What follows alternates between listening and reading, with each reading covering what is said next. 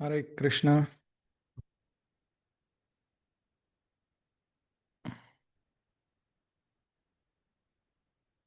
Hare Krishna. Hare Krishna ji. Thank you. Thanks a lot for joining on time. I hope my screen is visible to all of you. Yes. Thank you. So let's start with our regular prayers. Om Ajnanatimirandasya Jnananjana Shalakaya Chakshurunmilitam Yena Tasmai Sri Gurave Namaha. Namo Vishnupadaya Krishna Pristhaya Bhutale Srimate Bhaktivedanta Swamiti Namine. Namo Vishnupadaya Krishna Pristhaya Bhutale Srimate Radhanath Swamiti Namine. नमस्ते सरस्वती देवे गौरवाणी प्रचारिणे निर्विशेषण्यवादी पाश्चात्य शारिणे श्री कृष्ण चैतन्य प्रभु नित्यानंद श्री अद्वैत गदाधर श्रीवासादि श्री गौर भक्त वृंद हरे Krishna Krishna Krishna Hare Hare Hare Ram Ram Ram Hare Hare. Welcome everyone for today's super exciting class. This class is actually culmination of this Karma Yoga section where Krishna has been describing about duty, about sacrifices, about mindset, purpose and everything. And in this particular chapter, Dhyana Yoga, that is actually the final purpose of the work, the meditation and everything we'll be discussing now. Now while starting it for this particular session, the important concept is about how whether who is greater, the person who is like sannyasi, one who is renunciate, or the yogi, the one who is practicing this process step by step. And Krishna answers it very nicely that one has to be doing his duty as if he is attached to the result. And when the result comes, he has to be completely dispassionate. Okay, this is what Krishna wanted in my life. This is what I need for my purification. This is what will lead me for right path. Whether it's favorable for me or not, doesn't matter. So one who is unattached to the fruit of his work, but he works as if he is obligated. That means he obligated means he puts his 100%. He puts his best while performing the work and at the same time detached from the result. Such a consciousness, Krishna says, is a renounced order of life. So Krishna says this renunciation, it doesn't mean just giving up the work. It's actually more important is giving up the results of this work. Such a person can become a true mystic. Mystic means the perfected yogi. And not the he who lights no fire, performs no duty. What it means? Who lights no fire. Fire here means is a fire of knowledge. Fire of that I need to do some, I need to become better version of myself. That fire, that we have to cultivate, and performs no duty. And if we don't take action on that fire, then such a person can never become a yogi. So that fire, that I need to become better version of myself and I need to perfect, I need to execute these instructions, that consciousness is very much important. Now we already discussed about for becoming yogi, it's very important that we have to give up the results. Mostly those results are actually attached to our own sense gratifications or sense gratificatory actions. Because every time we perform something, we expect some of our senses, either eyes or even mind or some thought process, pride, fame, something has to get satisfied. For a yogi, is not just an Ashtanga yogi or somebody just executing some yogic posture. No, yoga definition is very different in this chapter. So we will go through that, and mind is a very important part of that yoga process. So Krishna gives very important concept here: beginner yogi and advanced yogi. What is the difference? So there are these two things we discussed: fruits, that means execution, and detachment, that is renunciation. So for beginner yogi, selfless work is the means. So for such a person, work as if he is obligated. He has to implement that principle first. He has to work, selfless work, and then some element of course, we are not, we cannot be automatically completely renunciate right from day one. But we need to understand, cultivate this knowledge, realize, contemplate over a period of time. We will realize that these results are actually not my own effort. There are so many other factors are also involved. So for beginner of yogi, But what is must is something which we should do as if we are obligated. We want for the results and try to get detached from the results. That is a beginner stage. And what is advanced stage? One is so much convinced that these results are actually not just because of my actions. So he is continuing to perform the actions, knowing perfectly well that these results are not for me. These results is what Krishna wanted. These results are is what Lord wanted. So for advanced yogi, he is no more interested to perform the material activities, but for him, this concept of getting renounced from the results and getting attached from something higher, that becomes a primary principle for advanced yogi. Now the whole game, what we are talking is about actually mind. You see two minds here in the left side. The best mind is one which is like giving you sane advice what to be done, what not to be done. We saw the diagram in last session, right, where we saw the flow of desire, and then we have stock of impressions. The stack top becomes inclinations and all those concepts. So mind who actually derives the perfect results, who is actually controlled, he is not agitated, not taking us here and there, and we are able to focus on the activity. We are able to understand the concepts even after reading or hearing once. Everybody wants such kind of mind. But what mind we have got at this point of time is something right side. Even if something very small, something negligible, something may not even happen at all, still mind wants to imagine such a negative situations and create so many permutation combination. This will happen, that will happen, and it just wastes our consciousness, our time, resources, energy, everything. So it's very, very important that we have to have a conquered mind, because now let's look at this definition what Krishna says. For him who has conquered the mind, mind is best of the friends. But for one who has failed to do so, mind will remain the greatest enemy. So what it means is, for one who has conquered the mind, he is able to decide, discriminate on what subject he wants to focus. And then with that kind of mind, when mind is listening the instructions of the soul, for such a kind of person, anything is practically achievable because mind has become best of the friends. But one who has failed to do so, his mind will remain greatest enemy. So as I explained it, keep on imagining so many things, wasting so many things, and even leading to suicidal thoughts and whatnot. So it's very important. Krishna says that we have to conquer the mind. What is the perfection of conquered mind? Krishna actually says that tranquility. Tranquility means one is no more getting affected by external influences, whether it's a happiness, distress, situations in life, heat or cold. That's more of a circumstantial or even responses from others. Honor and dishonor. Again, what we are talking is very easy to speak, but very difficult to implement. But one has to train his mind to become tranquil for all these things. That state is called as conquered mind, because we are trying to focus, we may try to practice so many meditation techniques and all. But if you are not making our mind, currently it's in very much vibrated state, but unless and until we make it very still, Krishna actually gives the example of a lamp whose flame doesn't waver. Imagine there is no wind at all. It's very easy to imagine this example. So lamp with the flame, unwavering flame. Mind should be like that. That is conquered mind.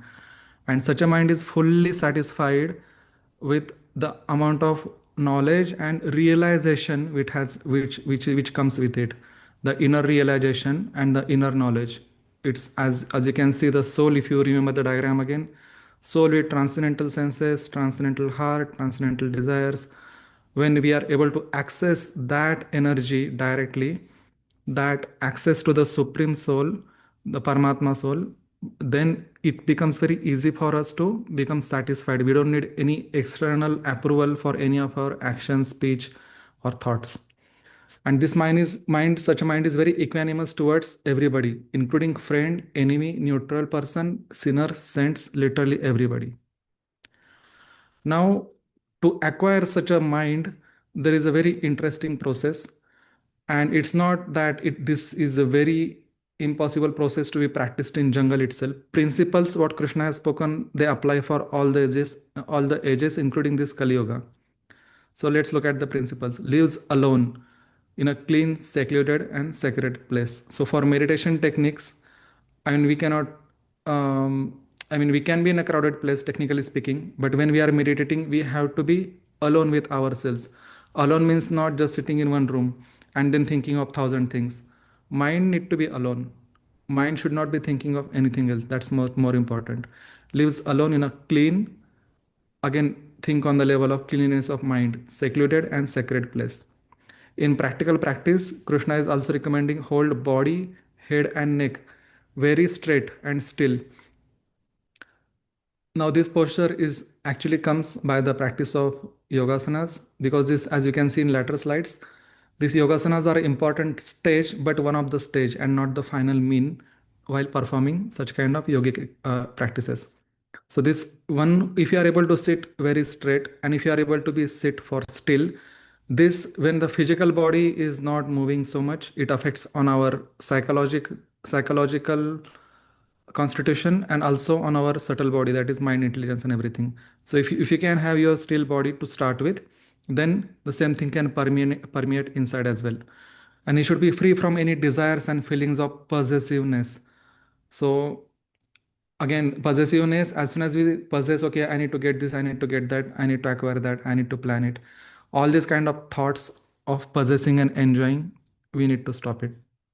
And the only purpose of this meditation is purify the heart by controlling thoughts and senses. What is the result? When somebody is actually able to practice meditation regularly and under guidance with sincerity, such a person, he, Krishna says that he is a true mystic transcendentalist. His mind is regulated and he attains to the kingdom of God, because this process itself is starting. Yoga means connection. Yuja, it comes from Yuja word, Sanskrit word. Yoga means connection. When one starts connecting to the Lord with this process, step by step, he'll be able to connect to the Lord, and ultimate destination is going back to the spiritual world, living with Krishna directly.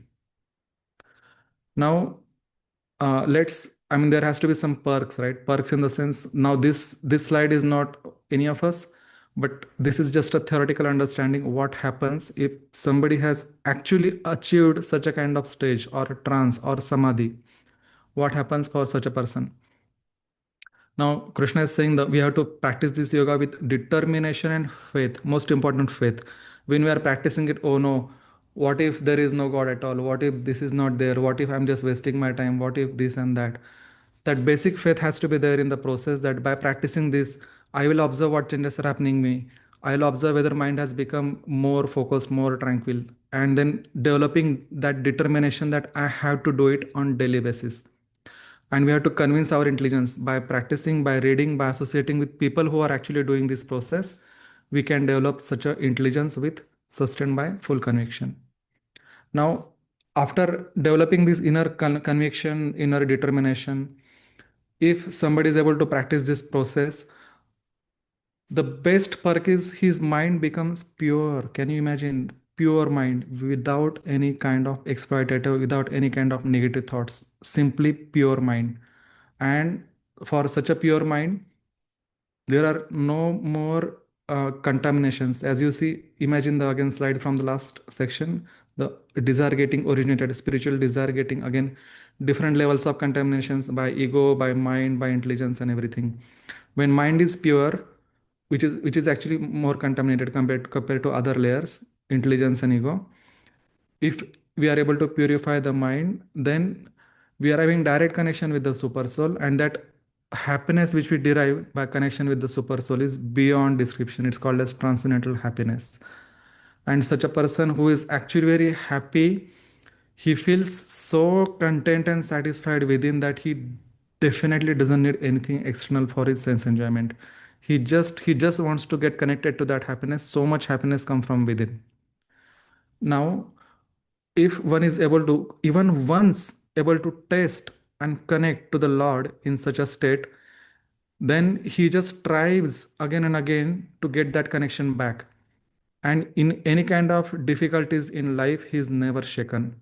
He's not, because his conviction becomes so deep rooted by his own personal realization. Such a person is no more affected by any externalities. because he realizes this realization of qualitative identity, one with the Lord. It's a very highly realization.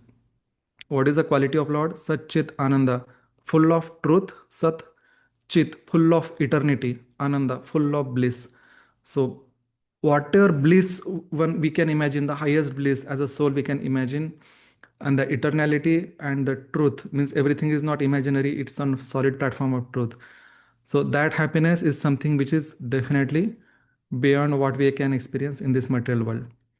Now this is little technical slide, but we'll try to understand what these stages are. Let's look at the right side first, the table which I had prepared. So there are these 8 stages of yogic exercises or process of yoga to connect to the Lord.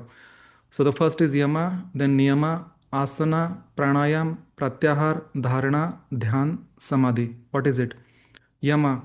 Yama means basically what we should not do.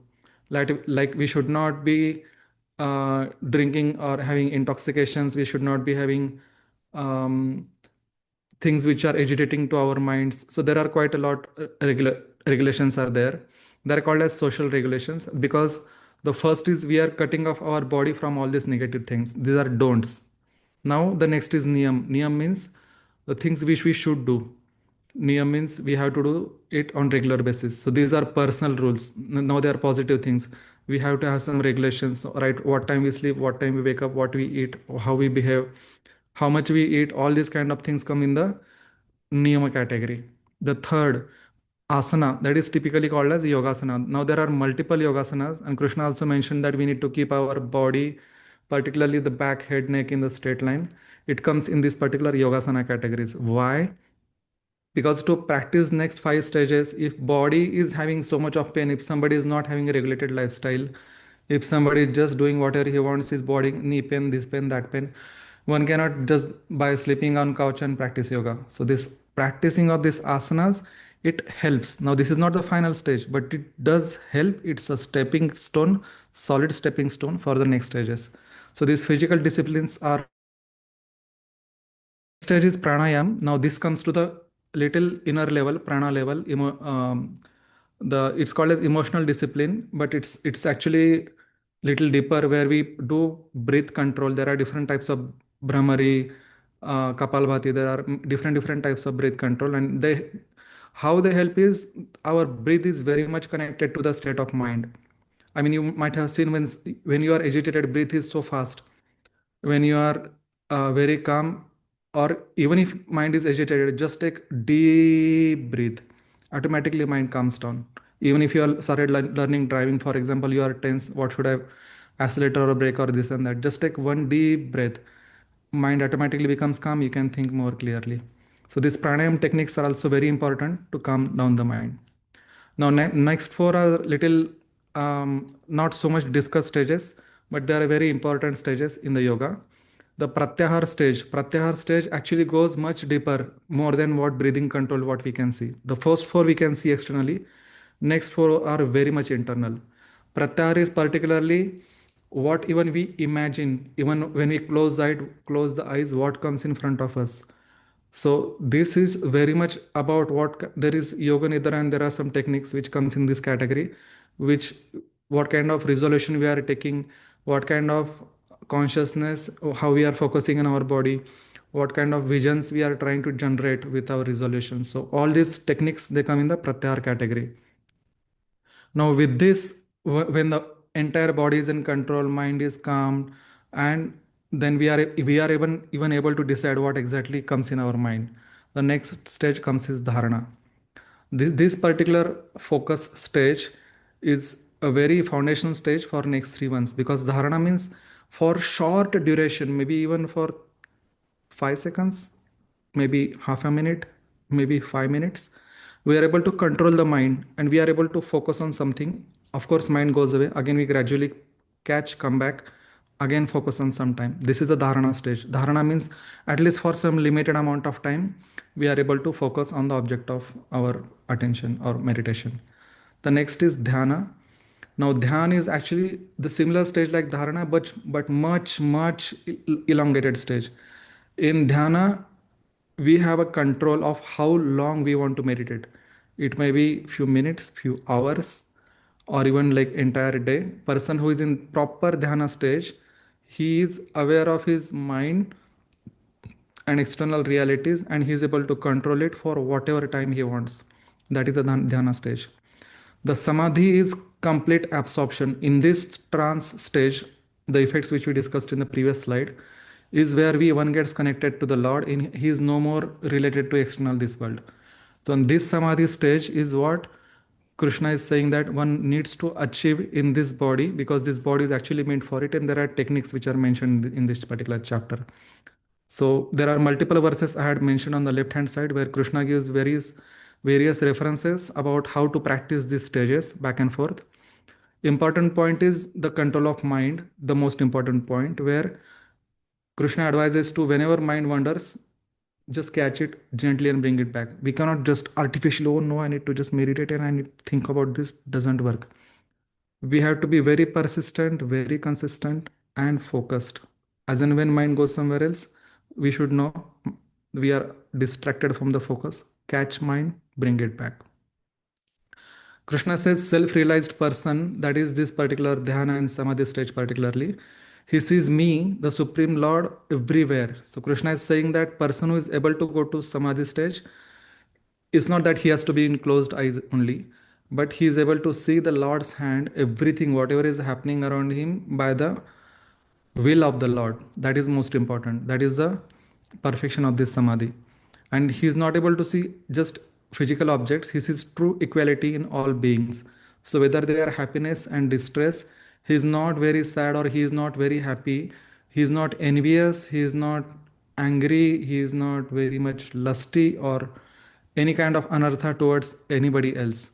He is supremely equal. He understands why things are happening, and then he is compassionate towards them, and he encourages, inspires them.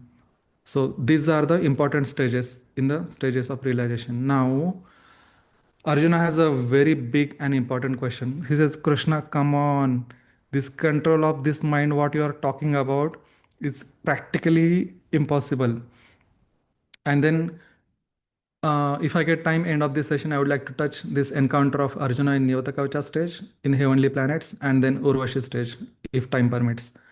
But these are the two episodes where Arjuna could control the direction and speed of arrows with his mind, and he had control to say no to one of the supremely blessed Apsara from heavenly planets. So such a person who has literally controlled his mind is a Gudakesh. He can decide whether he wants to sleep or not. The person who has literally achieved post PhD in controlling mind, he is giving opinion that this system of yoga, what Krishna you have explained, is impractical, unendurable. So he's saying that this why, because this mind is so restless and so unsteady. What you are saying is not practical. His Arjuna is using four important words: restless, turbulent, obstinate, and very strong. And there is one important, interesting verse which is very much related to mind. Look at this analogy. Markatasya svabhavena chanchalatvam. So mind is compared to the mind, this monkey. And what is the nature of monkey? By default, he is jumping around. You ask monkey to meditate or sit at one place, just impossible. So by nature itself, mind is constantly restless. Tatopi surapanam. Imagine the monkey which is constantly restless, has drunk, he has been to Oktoberfest, or he has drunk amount of liquor, beer, whatever. He's fully drunk, like a Indian drinkers. Tatopi vrushchika danchaha or sarpa danchaha. So such a monkey who has drank so much, and some kind of scorpion or cobra comes and bites to such a monkey. With that pain, imagine what kind of jumping that monkey is capable of. And the final stage, tatopi bhuta praveshaha. Some kind of extraterrestrial entity enters in that monkey. So whenever such thing happens, the person is has no more control over his body anyways. So mind is compared to these four things. He is by default restless. By default, mind has so many desires. I want to acquire this, that, so many other things. Surapana, so much of intoxication. Who can challenge me? I have so many qualifications. I have so much of acquired, so much of knowledge, wealth, whatever, relatives, everything. So much of intoxication already. At the same time, Vrushchakadanshaha, the bite of anger and lust and pride and greed, and all these kind of things are constantly biting the mind. Tatapi bhuta pravesha, and imagining complete delusion that I am the center of this universe. So mind is in that mode, and Arjuna is asking Krishna, "Come on, how can one simply control this mind? It's impossible." That is Arjuna's verdict. Krishna is giving actually very straightforward and simple solution. Krishna is saying it is possible by suitable practice and detachment. Now, when we are talking about suitable practice, it's very important that it has to be authentic practice, not by meditating on some bulb or something. Very authentic mantras, if we practice, we meditate on them, and by detachment. Detachment means no more getting attracted to material sense gratification. We don't look for just to enjoy or impress or any kind of fame. If we are able to practice detachment and practice if you are able to practice detachment and practice suitable mantra meditation or some practices, Krishna is saying it is possible to control the mind stage by stage. Now, once whose mind is controlled and who strives, the more important part is no matter what stage we are, initial, beginner, advanced, whatever it is, this struggle is what gives meaning to life. And one has to strive by appropriate means, then only one is assured of a proper success. So, this struggle, what we learn from this slide is actually no matter mind is how much obstinate, we need to understand that what are the problems to start with, and then what is the solution, that practice and detachment. And most important, this practice and detachment has to be consistent, that struggle has to be consistent. One cannot think that we are accomplished at any point of time. Now Arjuna asks one really important question here. Arjuna is asking, oh Krishna, what is the destination of unsuccessful transcendentalist? Now, even if somebody takes up this path, even if somebody is convinced about certain after hearing some courses, reading some Gita and something, whatever the knowledge we gather, and we start this practicing yoga. But what happens? Who is beginning? Uh, uh, sorry, who in the beginning takes to the process of self-realization? That is this yoga practices with faith. So starting you have some faith, you make some progress, you struggle, make some advancement, but who latter disease due to worldly mindedness. What is worldly mindedness? Everything what is happening around us, we look around, everybody chilling, enjoying, having their own life. Why should I just miserably try to practice something here? Let me also go out and try it out. And thus does not attain perfection in mysticism. That means he gives up in this process. He practices to a certain extent, but then again gives up. What happens to such a person? And this is very important question. Krishna's answer is super duper. So what Krishna is saying here is, O son of Pratha, transcendentalist engaged in auspicious activities means if you are already on the right path, you will not meet with the destruction either in this world or in the spiritual world. Means Krishna is this Yogakshemam Bhamyaham. Whatever progress you have made, I will preserve that. Krishna is giving that guarantee. Life after life, you will keep on rising your consciousness to higher and higher level. So even if we make certain progress and then gives up, no problem, we can continue in the next life. But giving up the opportunity of this particular body and this resources and energy, it is definitely not advisable. Let's try to make the best use of this bad bargain of this material body. Now, Krishna gives a very interesting scenario of two particular destinations. What happens? Now, the first one is if unsuccessful yogi after many, many years of enjoyment. Now, if person while he has practiced yoga and while living, he has the desire of some kind of comforts and enjoyment. What happens? He goes to heavenly planets, enjoys for many, many years. Many, many means literally thousands of years. And then he is again born on earth in the family of first righteous people, people who have faith on God, who can practice it properly, and into the family of aristocracy. So he doesn't have to go through material struggle again. That is the minimum thing. If somebody is practicing yoga, this is the minimum result, that you may go to heavenly planet and then you come back and get a birth into a very rich and aristocratic family where there are no struggles. Next, while dying, person is actually genuine, he's not able to perfect his life, but He's looking forward that I want to make a progress. I'm not looking for any material comfort. I just want to make more progress in my journey towards Lord. What happens to such a person? He takes his birth in a family of transcendentalists.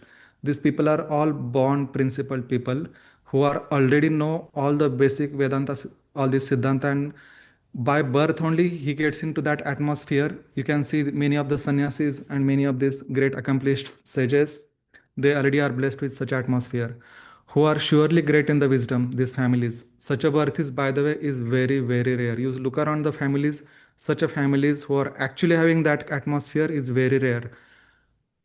Fortunately, India or land of Bharat has many such families who are giving that atmosphere to their kids right from birth. And what happens after achieving this birth? By virtue of divine consciousness from his previous life, he automatically becomes attracted. As and when while growing up, he comes in little bit touch with any book, any person, any such principles, he get attracted, and he again may starts making progress from that stage where he has left out. Now we are coming to the last slide of this particular chapter, and I don't know when we'll end it, but I'll cover this particular slide. So what Krishna's expectation is through this yoga process is just a basic minimum. Krishna is actually, like, for example, some of you might be having your parents in other countries. What is their expectation? It is not just send money or, um, of course, call and all that might be there. But what actually they want is think about them favorably in your mind. Actually, Lord's expectation, he wants to establish relations. So the basis of any fruitful, genuine relation is we are thinking favorably of the other person more and more and more. So Krishna is saying, of all the yogis, the one with great faith who always abides me, think of me within himself, renders transcendental loving service.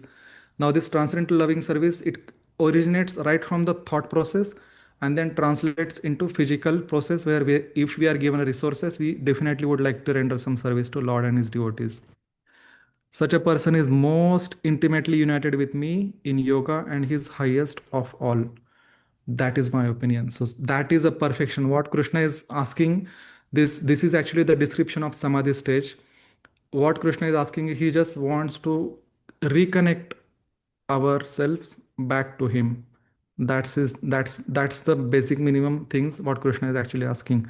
So this whole process of meditation, mind control, practice of yoga, pratyahar, dharana, dhyan, samadhi, all of this is basically coming to this stage where we can think of Lord all the time. Thank you so much for your kind attention. And if you have any specific questions, concerns, or comments, please feel free to share.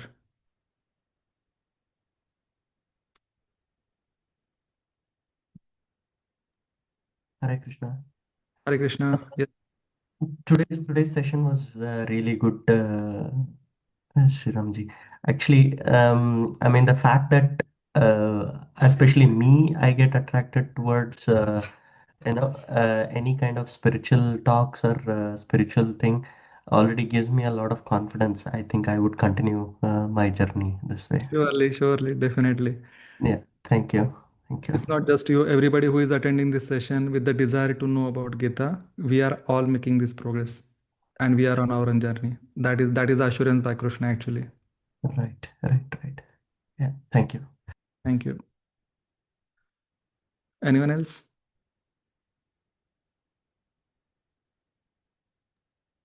Hare Krishna. Thank you very much, Sandeep ji. Thank you very much. Thank you, Saraj ji. So I request actually the verses which I share actually this from Gita. If you can read the translations of these verses, and while we discuss these verses, the concept will be very much ingrained in your consciousness. Because otherwise, if you try to read on your own, it happened with me also, it becomes very difficult. But if we have read it something already and then we are discussing together with others, our concept really become very thorough. I request each of you to either before or after a session, go through these verses, go through these slides, and then step by step, it will help all of us. Next session, actually, I'm thinking we'll not just proceed to 7th chapter. We have covered first 6 chapters. So I'll cover a brief summary of all the 6 chapters. I'll cover the important points from every chapter and connect how they are actually elevating us stage by stage, because these are 6 chapters of Karma Yoga, and they will actually help us to solidify this concept of Karma Yoga, and then we'll proceed from the 7 chapters to next. So I'll request any of you, if you have missed any of the previous session, or if you want to revise something, or if you have any more clarification, please attend the next session. I'll be covering the first 6 chapters, right from why Arjuna in the battlefield he was confused, what were his reasons not to fight, and how Arjuna convinced him step by step. So we will be able to cover all these questions in the next session. And you're of course you are encouraged to ask right now also, or if you have any specific questions, you can post into the comments in the group as well. So it shows me we had 2 more minutes to go. So if somebody has any questions, please ask.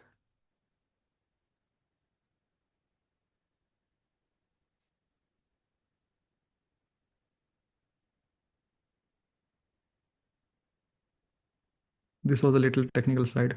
Any of you wanted to ask?